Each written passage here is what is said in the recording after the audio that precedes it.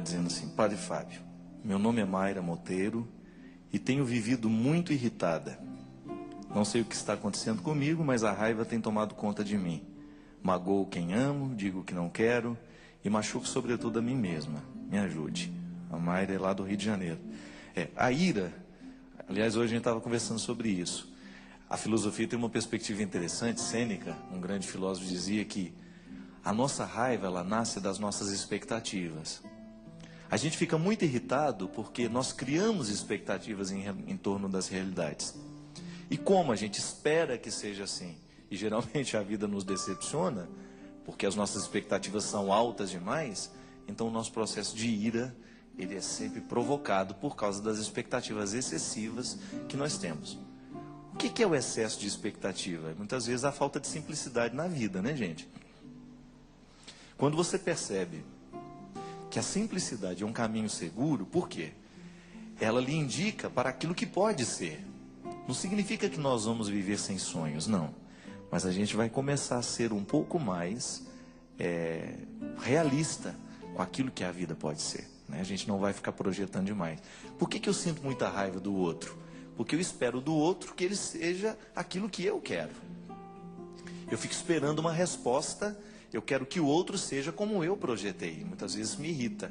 Eu quero a competência que o outro não tem. Então, a gente acaba projetando em cima do outro uma série de necessidades nossas que acabam prejudicando, né, e provocando dentro de nós a raiva.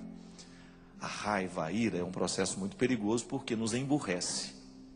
É um processo que nos retira da racionalidade. Pode observar, cada vez que a gente fica muito irritado, a gente perde a capacidade de ser racional. Você diz realmente o que você não queria dizer, você fala bobagem, você magoa, você machuca. Então, controlar a raiva é, primeiro, baixar um pouco as expectativas. A gente ser um pouquinho mais humilde, a gente ser um pouquinho mais simples. O mundo não tem que ser do jeito que eu quero. E quando a gente começa a modificar a relação com as pessoas, permitindo que elas sejam elas mesmas, sem as nossas projeções, quem sabe a gente começa a se irritar menos. Agora há um outro detalhe também, Mayra. Nós nos irritamos muito por causa do estilo de vida que nós temos. Eu me lembro quando eu era criança, né? As luzes da nossa casa apagavam mais cedo. Elas eram desligadas muito mais cedo. Então a gente dormia mais tempo. Você pode observar que as nossas cidades, as nossas casas são cada vez mais iluminadas. E nós, para dormir, nós precisamos produzir um hormônio, né, que é provocado justamente pela ausência de luz.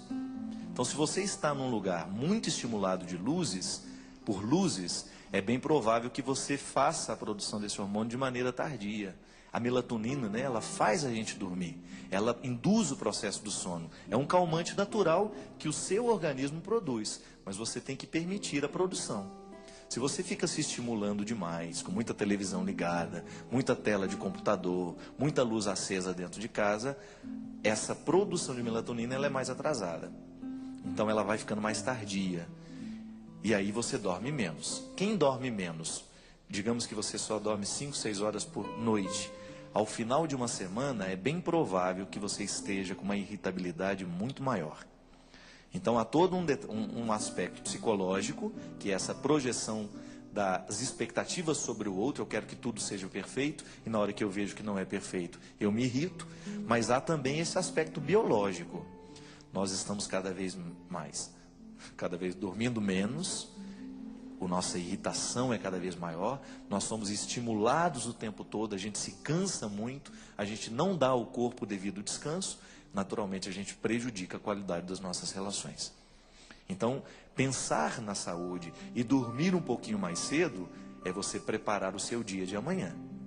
Então, quando você dorme mais cedo, de maneira disciplinada, e às vezes a gente fica à toa, não tem nada para fazer, fica lá. Eu lembro quando eu morava no seminário aqui em Taubaté, né? Tinha um amigo meu que ele ficava tão antenado, o Padre Mário, que às vezes a gente tinha que desligar a luz do sacrário para ele achar que estava todo mundo dormindo. Porque até a luzinha do sacrário ele achava que ainda tinha alguém para bater um papo. Então tinha que desligar, senão ele não ia dormir. E a gente brincava, e vai lá, gente, desliga a luz do sacrário, senão ele não relaxa. Tem gente que é assim, né? Fica estimulado o tempo todo. Não. Faça um momento de tranquilidade. Crie essa tranquilidade necessária. Aliás, uma das coisas que me ajudou muito depois que eu mudei do convento para minha casa agora, é não ter mais o meu ambiente de trabalho onde eu durmo. Não pode. Tem que ser diferente. Você entra no seu quarto é para dormir. Aí, nossa, aí liga a televisão e fica lá. Aquilo tudo estimula a você produzir de maneira mais tardia ainda essa melatonina, que é o que faz justamente você dormir. Ajuda no processo do relaxamento, da profundidade do sono, da qualidade do sono. Dá trabalho, eu sempre digo isso. Aliás, o doutor Nascimento, a gente estava conversando sobre essas coisas. A gente tem um projeto, vai ser muito interessante. A gente quer pregar um retiro, a gente quer fazer um fim de semana, sei lá onde, uma fazenda, um lugar, com um grupo pequeno.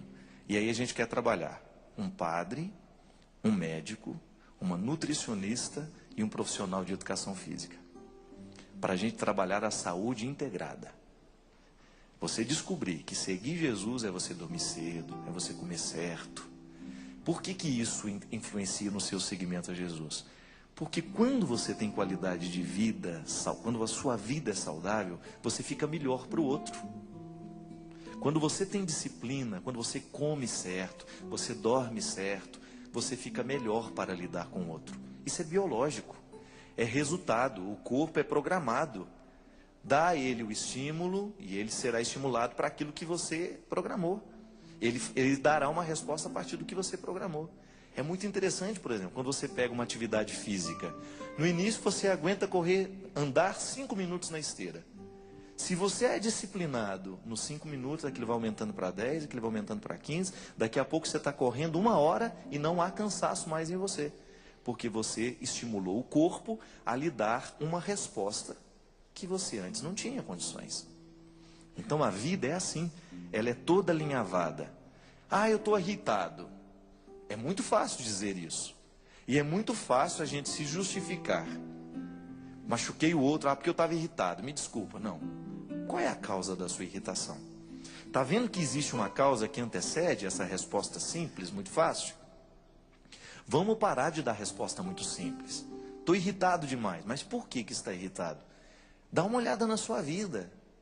Começa a perceber se o seu jeito de viver está favorecendo ou não o processo dessa ira, dessa irritação. E o Chalita já falava, de maneira muito interessante. A raiva nos deixa burros. Quando você está com raiva, você perde tudo. Você realmente perde as estribeiras, você fica ignorante. Não é por aí. Quando a gente está, eu, por exemplo, às vezes entro num processo de trabalho, eu faço de tudo para ir dormir o quanto antes. Terminou o evento, eu preciso dormir. Porque no outro dia eu tenho que enfrentar outro evento. Quando eu me disciplino para fazer as coisas, eu dou conta de fazer os 11 dias de evento. Se eu não tenho disciplina nesse processo, se eu fico até muito tarde, jantando e conversando, batendo papo, no outro dia eu não tenho qualidade para a minha evangelização. A vida é assim. Ou a gente se disciplina, ou daqui a pouco nós não estamos dando conta do que precisamos fazer. E essa disciplina, ela é tão necessária quanto a oração. É um conjunto, é alinhavado. O ser humano é um conjunto. Ele não pode ser analisado a partir de resposta muito simples. Então, se está muito irritado, procura descobrir o que você pode mudar na sua rotina para melhorar a qualidade da sua vida e, naturalmente, perder um pouquinho dessa irritação.